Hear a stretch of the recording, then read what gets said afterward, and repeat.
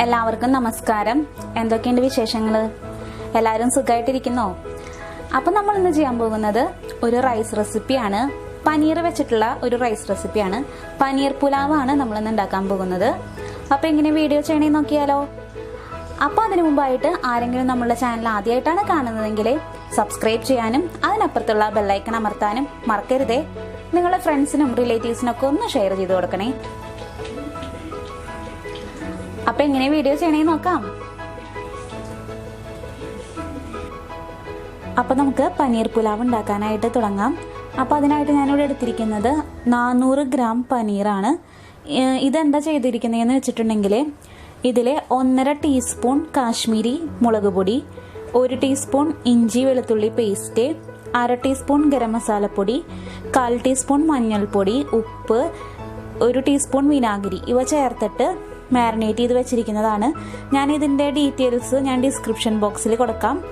പിന്നെ വേണ്ടത് 1 cup fresh green പീസാണ്. ഫ്രഷ് ഗ്രീൻ പീസാണ് നല്ലത്. പിന്നെ വേണ്ടത് 1 ക്യാരറ്റ്, 1 സവാള നീളനെ മുറിച്ചത്, 5 പച്ചമുളക് നെടുകെ കീറിയത്. പിന്നെ നമുക്ക് വേണ്ടത് ഇഞ്ചി വെളുത്തുള്ളി പേസ്റ്റ് ആണ്. ഇത് 1.5 ടീസ്പൂൺ ഉണ്ട്. പിന്നെ നമുക്ക് വേണ്ടത് 2 കഷ്ണം പട്ട, ബേ ലീഫ്, 4 ഏലക്കായ, 6 ഗ്രാമ്പു. പിന്നെ വേണ്ടത് 3/4 ടീസ്പൂൺ ഗരം മസാലപ്പൊടി. ബട്ടർ വേണം. നിങ്ങളുടെ അടുത്ത് ബട്ടർ ഇല്ലാന്നുണ്ടെങ്കിൽ നിങ്ങൾക്ക് നെയ്യ് ഉപയോഗിക്കാം. ഇതിപ്പോൾ ഞാൻ ബട്ടറും കുറച്ച് ഓയിലും കൂടി മിക്സ് ചെയ്തിട്ടാണ് ഉപയോഗിക്കുന്നത്. പിന്നെ ഉപ്പ്. പിന്നെ നമുക്ക് വേണ്ടത് ബസ്മതി റൈസ് ആണ്. ഇത് ഞാൻ 4 കപ്പ് ബസ്മതി റൈസ് നന്നായിട്ട് കഴുകിയതിന് ശേഷം അരമണിക്കൂർ വെള്ളത്തിൽ കുതിർത്ത് വെച്ചിട്ട് സ്ട്രെയിൻ ചെയ്ത് വെച്ചിരിക്കുന്നതാണ്. നമുക്ക് ആദ്യം പനീർ ഒന്ന് ഫ്രൈ ചെയ്തെടുക്കണം. അപ്പോൾ അതിനായിട്ട് ഞാനൊരു പാൻ വെച്ചിട്ടുണ്ട്. ഇതിലോട്ട് നമുക്ക് സൺഫ്ലവർ ഓയിൽ ഒഴിച്ചു കൊടുക്കാം. പനീർ വെറുതെ ഫ്രൈ ചെയ്യണേക്കാളും നല്ലത് ഒന്ന് മാരിനേറ്റ് ചെയ്ത് ഫ്രൈ ചെയ്യുമ്പോൾ അതിലോട്ട് എല്ലാം നന്നായിട്ട് പിടിക്കും, മസാലയൊക്കെ നന്നായിട്ട് പിടിക്കും. അല്ലെങ്കിൽ ഒരു മസാല ഇല്ലാത്ത പോലെ നമുക്ക് ഫീൽ ചെയ്യും. അതുകൊണ്ടാണ് ഞാൻ മാരിനേറ്റ് ചെയ്തിരിക്കുന്നത്. നമുക്ക് ഓരോന്നായിട്ട് ഇട്ട് കൊടുക്കാം.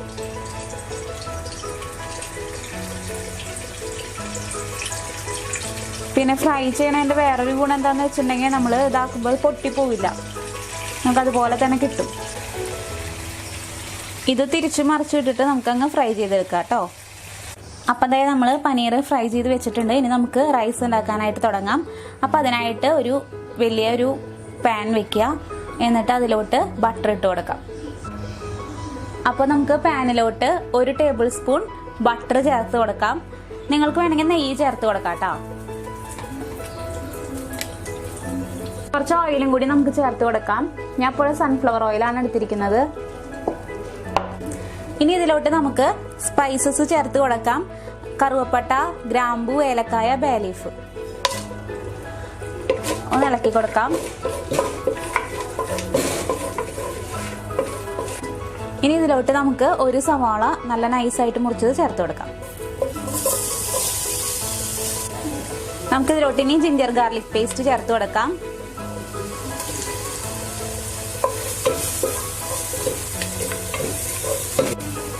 അതൊന്ന് വഴന്ന് വരുമ്പോൾ നമുക്ക് ഇതിലോട്ട് പച്ചമുളക് ചേർത്ത് കൊടുക്കാം. നമ്മൾ എരിവിനായിട്ട് ഈ പച്ചമുളക് മാത്രമേ ഉപയോഗിക്കുന്നുള്ളൂ, വേറെ മുളക് പൊടിയൊന്നും നമ്മൾ ഉപയോഗിക്കുന്നില്ല. ഇപ്പൊ ഇതിന്റെ പച്ചമുളകൊക്കെ മാറിയിട്ടുണ്ട്. നമുക്കിനി ഇതിലോട്ട് ക്യാരറ്റ് ചേർത്ത് കൊടുക്കാം.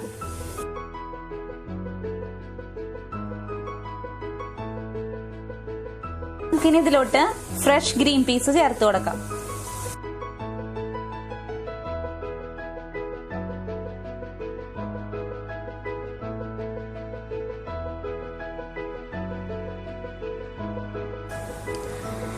ചില്ലുജാലക വാതിലിൽ തിരശീല ഞൊറിയുമ്പോൾ മെല്ലെയൊന്നു കിലുങ്ങിയോ കൈവളകളറിയാതെ.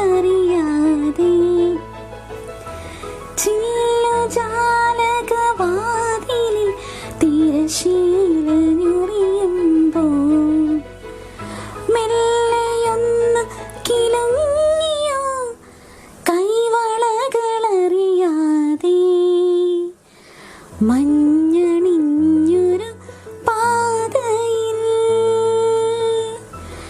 മഞ്ഞണിഞ്ഞൊരു പാതയിൽ മനസ്സൊന്നു ചെല്ലുമ്പോൾ നെഞ്ചിലൂടെ പറന്നു പോയൊരു പൂങ്കുയിൽ വെറുതെ ചില്ലുജാലക വാതിലിൽ തിരശീല ഞൊറിയുമ്പോൾ. നിങ്ങൾ വിചാരിക്കണ്ടാവുമല്ലോ എൻ്റെ ഇതിൻ്റെ ഇടയിൽ പാട്ട് എന്നൊക്കെ. അപ്പോൾ നമ്മുടെ ഫ്രണ്ട്സ് കുറച്ച് പേര് പറയുന്നുണ്ടായിരുന്നു ഒന്ന് ജസ്റ്റ് ഒന്ന് പാടാൻ, അതുകൊണ്ട് പാടിയതാട്ടോ. അപ്പോൾ നമുക്കിത് നന്നായിട്ട് ഇളക്കിയതിന് ശേഷം നമുക്കിനി ഇതിലോട്ട് ഗരം മസാലപ്പൊടി ചേർത്ത് കൊടുക്കാം. ഇനി നമുക്ക് ഇതിലോട്ട് ആവശ്യമായിട്ടുള്ള ഉപ്പ് ചേർത്ത് കൊടുക്കാം.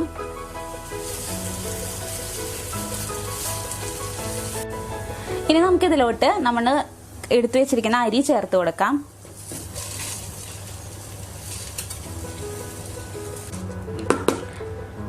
അപ്പോൾ നമുക്കിനി ഈ വെജിറ്റബിൾസും റൈസും കൂടിയിട്ട് നന്നായിട്ട് അങ്ങ് മിക്സ് ചെയ്തിട്ട് 2 മിനിറ്റ് ഒന്ന് വഴറ്റി കൊടുക്കാം.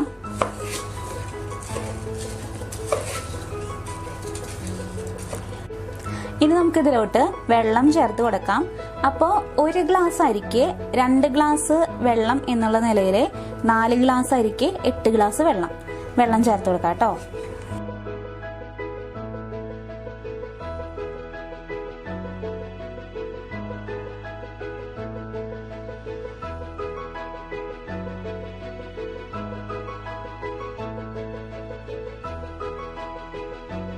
ഇതിലോട്ട് ഉപ്പ് ചേർത്ത് കൊടുക്കാം. ഉപ്പ് കുറവുണ്ട്. നമുക്ക് ആദ്യം ഇതൊരു മീഡിയം ടു ഹൈ ഫ്ലെയിമിൽ ഇട്ടിട്ട് ഒന്ന് വേവിച്ചെടുക്കാം. എന്നിട്ട് ഇതിന്റെ വെള്ളമൊക്കെ ഒന്ന് ജസ്റ്റ് വറ്റി വരുമ്പോൾ നമുക്കിതൊന്ന് ലോ ഫ്ലെയിമിൽ ഇട്ടിട്ട് മൂടി വെച്ചിട്ട് വേവിക്കാം കേട്ടോ. ഇങ്ങനെ ഒരു സ്റ്റേജ് ആവുമ്പോൾ നമുക്ക് ഫ്ലെയിം ലോ ഫ്ലെയിമിലോട്ട് ആക്കാം. എന്നിട്ട് കുറച്ച് മല്ലിയിലയും പുതിനയിലയും ചേർത്ത് കൊടുക്കാം. പിന്നെ നമ്മൾ വറുത്ത് വെച്ചിരിക്കുന്ന പനീറും കൂടി ചേർത്ത് കൊടുക്കാം.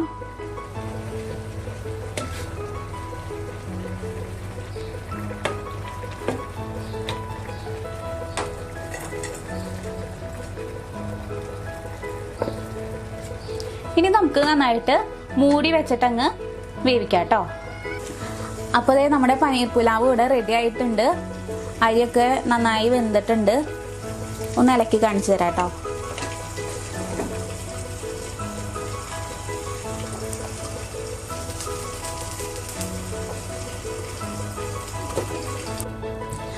അപ്പോൾ നമ്മുടെ പനീർ പുലാവ് ഇവിടെ റെഡി ആയിട്ടുണ്ട്. അപ്പോൾ എല്ലാവരും ഒന്ന് ട്രൈ ചെയ്ത് നോക്കുക. ഒരു വ്യത്യസ്തമായിട്ടുള്ള റെസിപ്പി അല്ലേ, നിങ്ങൾക്ക് ഇഷ്ടപ്പെടും എന്ന് എനിക്ക് തോന്നുന്നു. അപ്പോൾ അടുത്ത നല്ലൊരു റെസിപ്പി ആയിട്ട് കാണുന്നവരേക്കും നന്ദി, നമസ്കാരം.